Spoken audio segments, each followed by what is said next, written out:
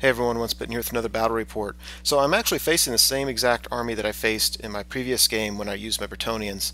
This time, of course, I'm bringing out my Beastmen. This is actually part of a league game. There's another army I want to start playing around with, but I need to get 7 games in with my Beastmen over the next month or so. So the first game was about 5 of my battle reports ago. It was against the demons, and I lost. So this is league game number 2. We rolled up Blood and Glory. And we're playing it the normal way, not the way we normally modify it for my games. So starting on the left, he's got a scrap launcher, 2 Mournfang. In the Mournfang, there's a champion and a musician.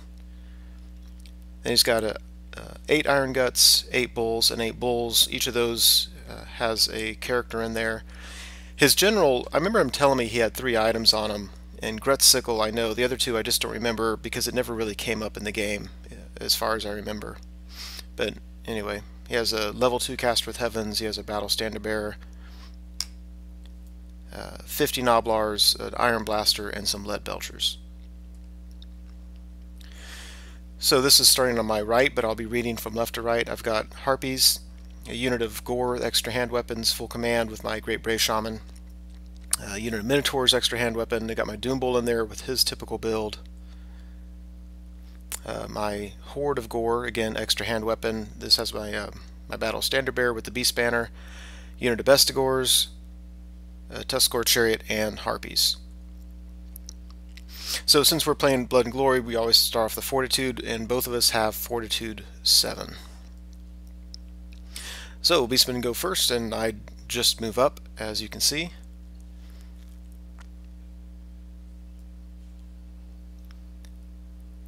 Here on the right, yeah, just trying to get the angle because my Great Brave Shaman has the Amber Spear, so I wanted to make sure I can shoot some stuff. I decided to go ahead and shoot the Amber Spear at the Iron Blaster. It goes through, and I think I only do 2 wounds to it. So we go to Ogres turn 1, and here on the left, he declared a charge against my Bestigor with his Mournfang and with his Iron Guts, and that was really critical. The Iron Guts I think needed a 10. If he'd made it with the Iron Guts, I would have just, I mean, I know he would have blown through that unit, but the Mournfang by themselves, I'm thinking, that's beautiful. I mean, he'll probably win combat. I know he's going to do a lot of damage, but my Bestigors are my anti-cavalry unit. So even though I'm striking last, I'll have plenty of attacks back, re-rolling to hit, strength 6. I really like their odds of being able to take care of 2 Mournfang, even if it's over 2 rounds of combat. So very, very happy with how that turned out. Yeah, bring it. His Iron Blaster shoots my Minotaurs and only hits 1, but he kills it outright.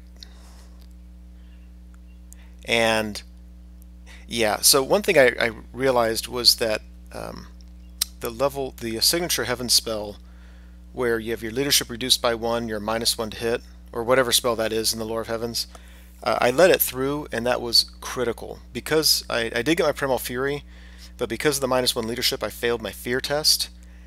So I was -1 to hit, and I was hitting on 5's base, so I wasn't hitting. I was hitting on 6's. So I think I did 1 wound to him. He easily won combat, and because of the -1 leadership, I failed my rerollable steadfast. So he broke my Bestigors and ran him down turn 1. I couldn't believe it. That was my anti-cav unit. That was. I'm so glad this happened. I can't believe you just charged me. Yeah, that's gonna leave a mark. So we go to Beastman turn 2. Here I declared a bunch of charges. I charged my Horde of Gore into his generals, into his Iron Guts on the far left.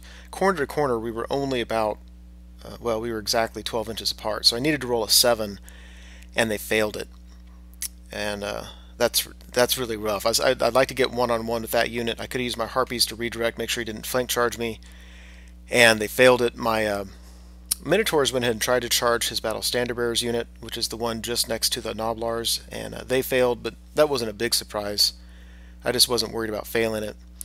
So then I just parked my Harpies in front to try to act as a speed bump. My thinking was he would just charge the Harpies, and then any given unit, if I flee with both, he can't charge my Gore. And I'm not worried about one of his units getting in with my Gore Horde. I'm worried about 2 of his units getting in there. So that's what I was hoping for there. Yeah, so I charge my Horde of Gore in as well as my Chariot, and the Chariot, of course, makes it, so that's going to be a bad day for the Chariot. Yeah, so just other angles. Here on the right, you see my Gore with my Great Brave Shaman. Charged his Lead Belchers, he fled. They charged his Iron Blaster, and he fled. Yeah, there we go. And we got a miscast putting the Curse of Honor here off on his Battle Standard Bearers unit, and it put a wound on my Great Brave Shaman and killed a few of my Gore. And after combat, of course, there's no Chariot. So we go to Ogres turn 3. I was really impressed and surprised with how he was declaring his charges. He brought the leftmost Iron Guts unit directly against my Horde. His General's unit, he charged my Harpies. I decided to hold because I needed another unit to charge them and then flee, and then I would have my second unit of Harpies as a speed bump. His Battle Standard Bearers unit, he charged against the second unit of Harpies because when I put him there, the second unit was sticking out by about an inch, which was yeah, something I hadn't thought about. It was a good learning experience. So I fled with that unit, and so he redirected into my Horde. So if his Battle Standard Bearers unit could have gotten to my Horde with his generals, with his Iron Guts also getting there, that would have been trouble. Further, if the unit in combat with my Harpies, after they kill the Harpies, if they overrun and get into the combat with my Horde, I'm going to be in trouble. So I felt that really I didn't play that quite right. I mean, there's still a good chance. You know, obviously he failed the charge with his rightmost unit, so now he needs I think it was an 8 with his middle unit. And if he doesn't roll the 8, I'm golden. If he does, that's going to be tough to survive that with my Gore Horde. And then on the right, his Iron Blaster ran off, his Lead Belchers rallied, his Gnoblars marched up to make it to where both of those units really can't, my Minotaurs and my rightmost Gore Herd can't charge anybody but the Gnoblars.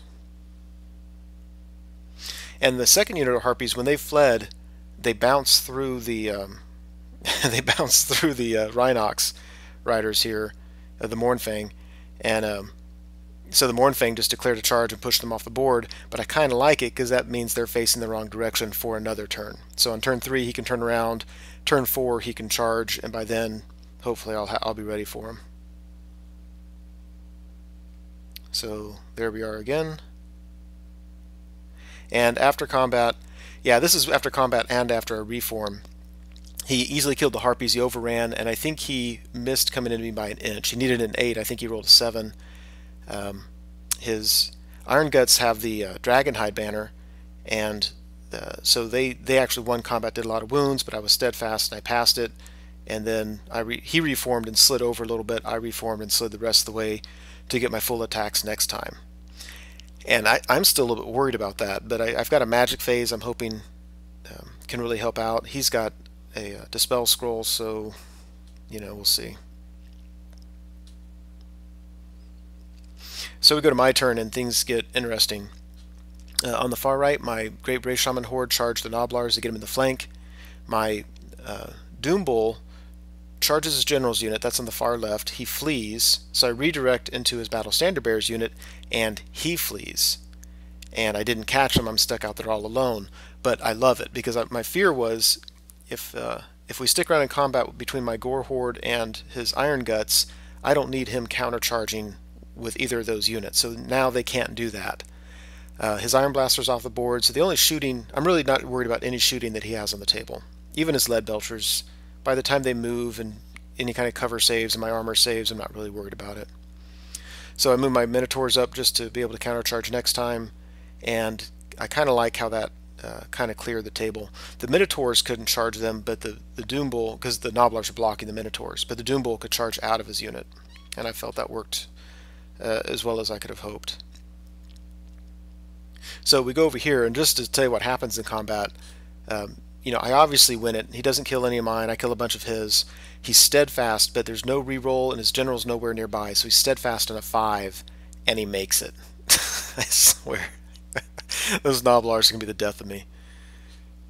And then over here, yeah, he kills a bunch of my guys. I was always strikes last because of the Dragonhide banner last turn, so he killed a bunch of my guys first, but when I went, my guys just went to town. And I didn't get any magic buffs. I threw 6 dice at Weiss's Wild Form. I got it, but I did not get Irresistible. He scrolled it, and but I was nevertheless strength 4. Man, I had 29 attacks, hitting on 3s rerollable, wounding on 4s.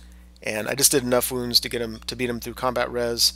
I think he needed a 6, but he didn't have a reroll or whatever, and we beat him, ran him down.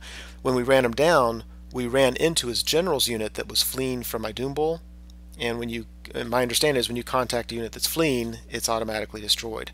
If it's during the charging fleeing phase, I mean, that's different. They continue to flee, but any time after that, they can't declare a charge reaction, so they can't flee, they're destroyed. So just like that, his fortitude dropped down to 3. He's got his Noblar banner, his Battle Standard Bearer, and an Ogre Bull banner, and that's it. And so both of us were kind of surprised, like, oh, yeah, that's the game right there.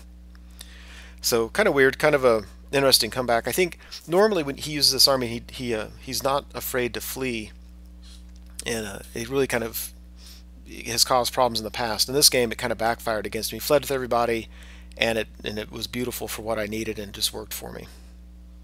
So that's it for this game, and this is just a prelude to some battle reports coming up in the future. I've been wanting to start an Empire army for some time, and so I've started painting them. And the only thing holding me back from playing games with the Empire is I need to glue a bunch of models, and I'll still probably have to proxy some stuff. But here in the near future, we'll have some Empire battle reports coming up, and I'm kind of excited to learn how to play that army. So that's it. Hope you enjoyed it.